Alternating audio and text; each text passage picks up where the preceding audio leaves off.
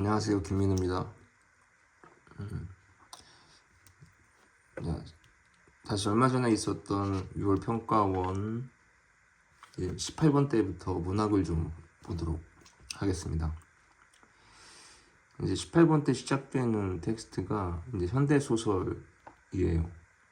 근데 이전에 제시했던 현대소설에 기억해 주기를 바라는 컨셉은 서술자 시점을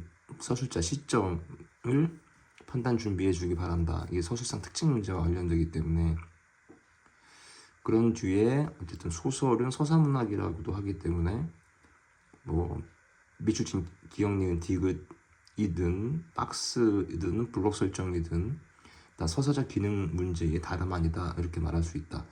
즉 소설의 문제 유형을 묻는다면 서술상 특징 문제와 서사적 기능 문제가 다라고도 할 수 있다. 뭐 이런 말을 했던 적이 있습니다.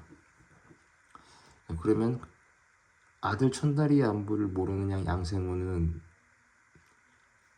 일단 소위 말해서 나나 우리란 말이 안 나오면 이제 통상 1인칭이 아닌 걸로 예상되니까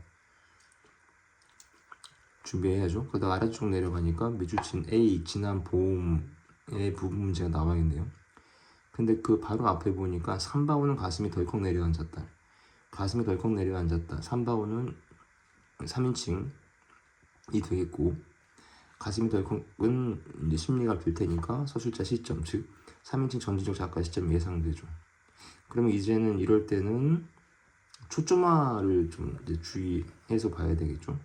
뭐 다양한 인물들이 나왔을 때는 일반적인 전지적 작가 시점이라고 할 수 있지만, 이하에 삼바오 관련된 심리만이 나왔다. 그러면 그거는 삼바오에게 초점화, 특정 인물의 시각, 이렇게 되는 거죠. 자, A 지난 봄. 그럼 서사적 기능 문제를 준비해야 되고, 다시 그 위에 보면 잠깐 총이라는 단어가 나오고, 그 밑에 보면 영장이라는 단어가 나오고, 중략 부분 줄거리에 전사라는 말이 나와요. 그럼 총, 영장, 전사면 전쟁이 생각나잖아요. 역시 참고로 중략 부분 줄거리가 나왔었을 때 중략 전후는 서사상 매우 중요하다. 주의해야 될 필요가 있는 구역이 되는 경우가 매우 빈번하다 라고 말한 적이 있습니다.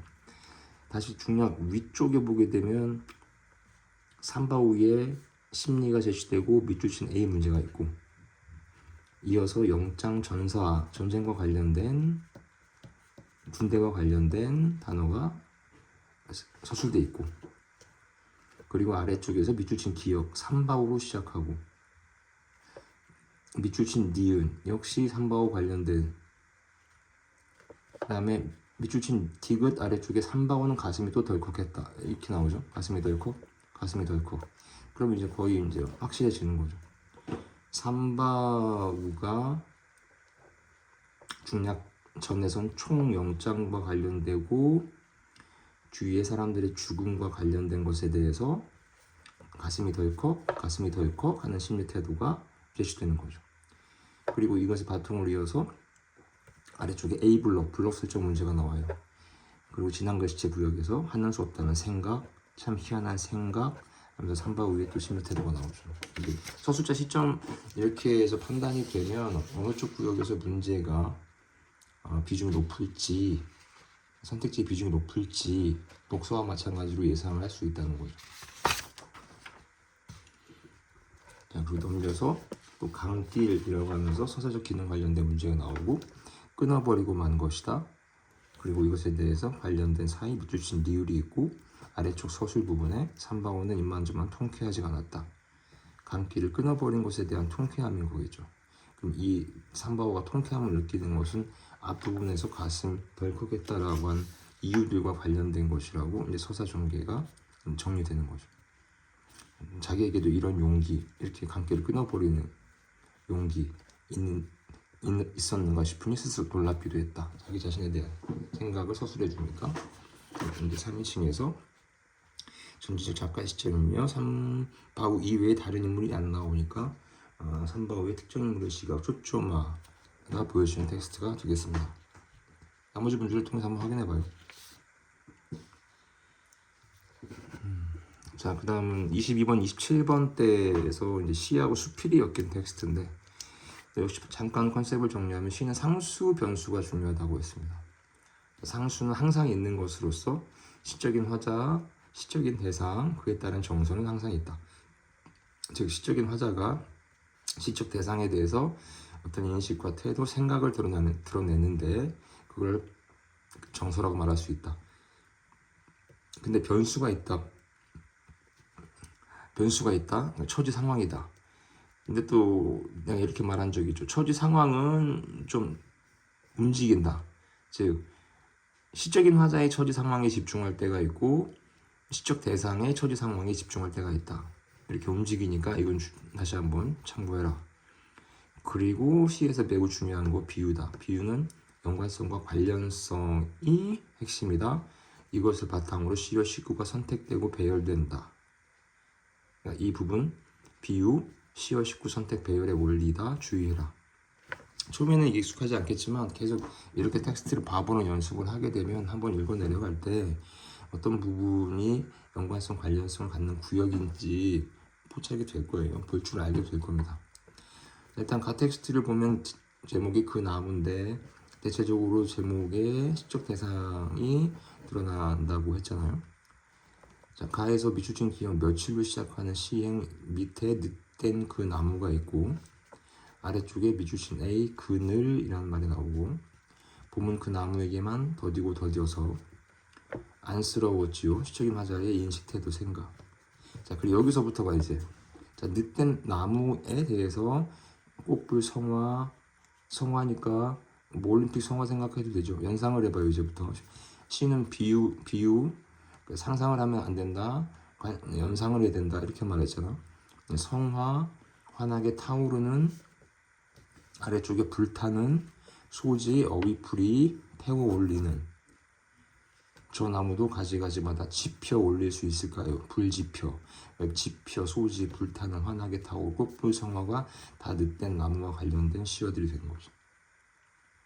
자, 그러다가 그 아래쪽에 보면은 니은 두 달 거리나 제자리를 찾지 못해 헤매고 다녔던 이건데 제자리를 찾지 못해 헤매고 다녔다가 그러면 제때에 도착 못한 거니까 그게 그 위쪽으로 가게 되면 더디고 더뎌서와 연결되는 식구이가 되는 거예요. 그래서 시적인 화자는 이제 니은 아래쪽에 넘어와서는 늦가기 깨달음, 늦었으니까 헤매다가 늦었으니까 함께 얻으려고 지향성이죠. 함께 얻으려고 나도 병든 그 나무 곁에서 그러니까 시적인 화자가 병든 그 나무, 늦든 그 나무와 먼과 관련성을 드러내고 있다는 게 이제 여기서 보이는 거죠. 그래서 지향성 포착을 주의해라, 준비해라. 정서 판단 기준이다. 자, 나 텍스트 제목이 역시 나무인데 나의 일행에서 문이라는 시어가 나오는데 이거는 읽다 보면 뒤에 나이테와 연결이 돼요. 근데 나이테 앞에 딱딱한이라는 시어가 있는데 이 딱딱한로부터 연상을 하게 되면 딱딱한, 단단한, 딱딱하게 이렇게 돼요.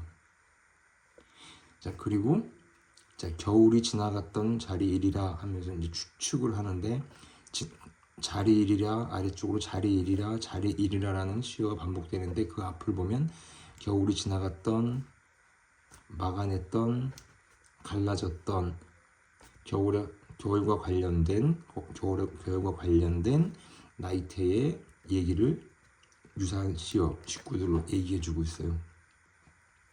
그러다가 아래쪽에 보면 나이테는 나무 밖에 아니잖아. 거대한 힘, 추위에 난폭한 힘이니까 또 비유, 연관성, 관련성 따지면 그 추위, 난폭한 거대한 힘은 추위와 관련될 거고 그건 바로 위쪽으로 한겨울 추위와 관련된 거겠죠. 그리고 그게 아래쪽에 밑줄 디귿, 겨울내 이렇게 연결되는 시어 식구가 됩니다. 이 부분을 파악했으면 크게 지장이 없었을 거로 보여요. 그리고 오른편 넘어와서 밑줄 니을에 봄이 나오는데 이 문이 나이테는 봄에 이르게 된 거라는 것이. 그럼 왼편으로 갔었을 때 난폭한 추위 난폭한 힘, 거대한 힘, 겨울 이거를 거쳐서 봄에 이르게 된다. 이 말을 하는 거죠. 자, 다 텍스트는 이제 수필로 볼 수 있어요. 이제 제목이 노인과 꽃인데, 자, 수필은 시와 비슷하다고 했지. 정서 제시 부분이 나오면, 즉 인식 태도, 생각에 드러난 부분, 표출 부분이 나오면 주의해라. 일단 적어도 여기서는 이 정도는 체크해야 되는데 마지막 단락에서 한 3줄 정도가 더 중요했다고 보여져요. 자, 노인, 제목과 관련된 노인이 꽃나무 심으신 무슨 보람을,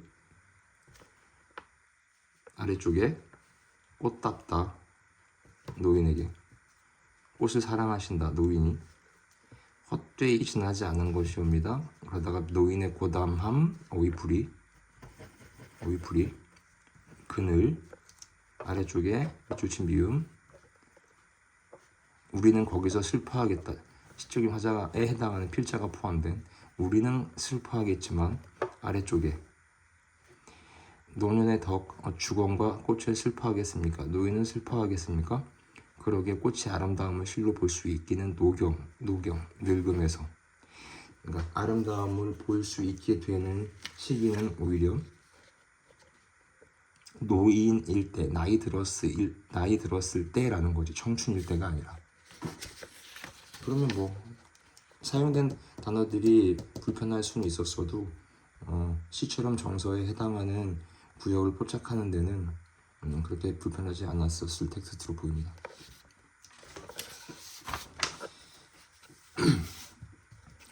이건 고전 소설인데 뭐 홍길동전이에요. 뭐 우리나라 사람은 거의 모를 수 없는.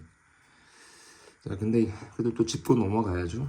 이제 고전 소설은 역시 현대 소설과 비슷하다. 뭐가? 서술자 개념이 있다는 게 비슷하다. 시점은 현대문학 개념이기 때문에 말하자면 현대 소설의 시점을 적용시킨다면 고전 소설은 대부분 뭐 전지적 작가 시점과 유사하다 이렇게 말할 수는 있어도, 엄밀하게 말하면 고전 소설은 소설이니까 서술자 개념으로 말해줘도 시점 개념은 말해지기가 힘들죠. 그 다음에 역시 소설은 서사문학이니까 서술 부분에 주의해야 된다. 왜? 아까도 얘기했지만 고전 소설은 대체로 현대 소설의 시점 개념으로 얘기하면 전지적 작가 시점에 해당하기 때문에 성격이 제시된, 즉 심리 태도가 제시된 서술 부분에 주의하면서 서사적 기능 문제를 준비해라. 서사적 기능을 파악하려고 준비해라. 이렇게 말하고 싶어요. 텍스트에도 그날에 시작한 부분에 박스 친 거는 이제 서사문학이니까 시간 관련해서 어떤 제스처가 취해지면 그래도 좀 체크해 놓고 가라는 뜻이에요. 그리고 아래쪽에 밑줄 친 기억, 여차라는 말이 나오고 그 앞에 절에 가, 여차하여 라는 말이 나오는데, 이어서 서술 부분에 해인사라고 하는 단어가 나오죠. 그리고 또 아래쪽에서 서술 부분에 승려들이 어찌 이런 흉계를 안류하면서 서술자의 목소리가 들리죠. 그러면 홍길동이 어떤 계략을 여차여차 말한 건데, 그거에 대해서 승려들은 알 길이 없다는 거죠. 그러니까 아래쪽에서 승려들의 심리 태도가 역시 서술 부분에 제시돼요. 그리고 또 아래쪽에서 서술 부분에 승려들이 몹시 놀라 넋을 잃고 애걸, 또 심리 태도가 나타나요. 자, 이럴 때의 윗부분의 상황이겠지. 이럴 때의 도적들이 그럼 그건 다시 위로 잠깐 올라가면 그날의 길동의 도적을 데리고 분부하여 여차여차에 해당하는 내용이 진행되니까 이때의 도적들이 이렇게 저렇게 블라블라 한다는 얘기죠. 그거에 관련된 내용 서사가 밑줄 친 니은으로 나와요. 도적이 훔쳐가는 거, 길동과 함께. 그리고 아래쪽에 밑줄 친 해인사가 나와요. 위 부분에서 밑줄 친 기역 앞에 절에 가 이어지는 해인사 나왔는데, 그게 아래쪽에서 사연 다음에 밑줄 친 A로 해인사의 서사적 기능 문제로 다 이렇게 결부되어 있잖아요. 이게 그래서 현대소설과 마찬가지로 서사적 기능이 중요하니까 밑줄이든 이렇게 부분 문제든 이렇게 블록설처럼 되어 있는 문제든 서사적 기능이라고 하는 측면에서 전체를 정리해가는 연습을 하시라 이거죠. 그리고 오른편 넘어와서 중략도 나왔네요. 중략 부분에서 중략 자체가 중요하다라는 말보다는 중략 부분에서 이렇게 서자로서의 한을 풀고, 그다음에 또는 중략 위에서 보면 활빈당에 나오는데 또 중략 부분에 이렇게 활빈당에 관련된 언급이 나오는 걸 보면서 중략 전후에는 문제 풀이에 필요한 단서들이 있을 수밖에 없는 거니까 신경 쓰라는 거예요.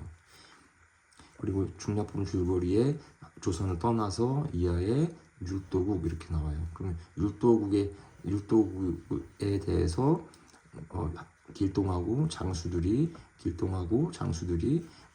뭐라고 얘기하는지 서술 부분에, 그리고 이 군사에 일으켜 장수들이 응해서 군사를 일으켜 아래쪽에 보게 되면 밑줄친 B 또 부분 문제가 나오는데 왕이 크게 놓아요. 율도국 왕이죠. 그러니까 이 서술 부분에 등장했던 심리 태도와 관련된 내용이 또 역시 밑줄친 부분 전후로 해서 왕이 놓아요. 군사를 징발하여 대적 이렇게 서사와 관련된 내용이 나온다는 걸 보라는 거죠. 참고로 중략 아래 차설, 각설은 비슷한 내용을 해요. 쉽게 말하면 뭐 자지단 내용은 생략하고 그다음에 얘기를 진행시키는 기능을 하는 단어예요.